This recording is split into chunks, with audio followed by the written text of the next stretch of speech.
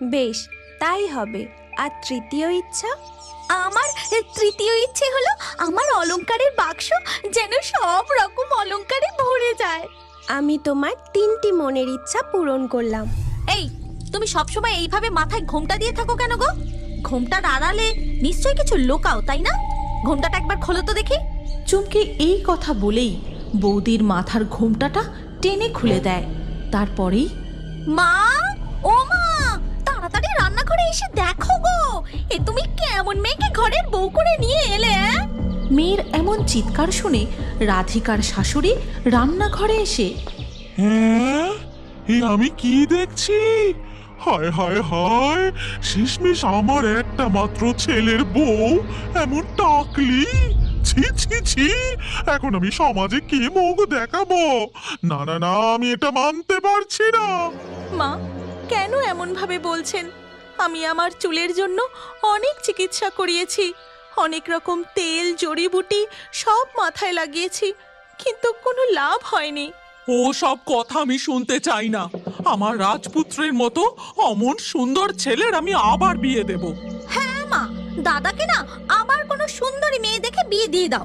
এইভাবে নিত্যদিন শাশুড়ি ও ননদ মিলে রাধিকার চুল নিয়ে নানান অপমান করতে থাকে। অপমান সহ্য করতে না পেরে রাধিকা রোজই একা একা নদীর ঘাটে বসে কাঁদতে থাকে। না জানি আর কতদিন আমাকে এইভাবে অপমান সহ্য করতে হবে। আমার এই পাতলা চুলের জন্য আমি কি করতে পারি? আমি আর এই কষ্ট সহ্য করতে পারছি না। ওদিকে তখন রাধিকার শাশুড়ি খাটে বসে, এই চুমকি, আমাকে এক গ্লাস জল দিয়ে যা তো রে, খুব তৃষ্ণা পেয়েছে। উফ, ভালো লাগে না বাবা, এত কাজ আমি করতে পারবো না। এদিকে ফাঁকিবাজ বৌদিটাও যে কোথায় গেল কে জানে। দাঁড়াও, আমি জল নিয়ে আসছি।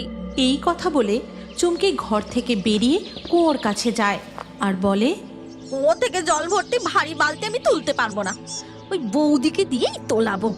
তারপর আমি জলটা নিয়ে গিয়ে মাকে দেব। এখন ফাঁকিবাজ বৌদিটা কোথায় গেল আগে সেটা দেখি।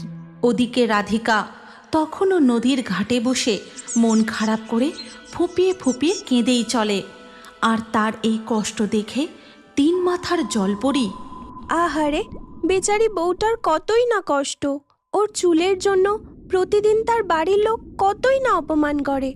আমার ওকে সাহায্য করা উচিত। এই কথা বলে 3 মাথার জলপরি নদীর ঘাটের দিকে রাধিকার কাছে গিয়ে বলে, রাধিকা, আমি তোমার 3টি মনের ইচ্ছা পূরণ করতে চাই। তুমি তোমার মনের ইচ্ছা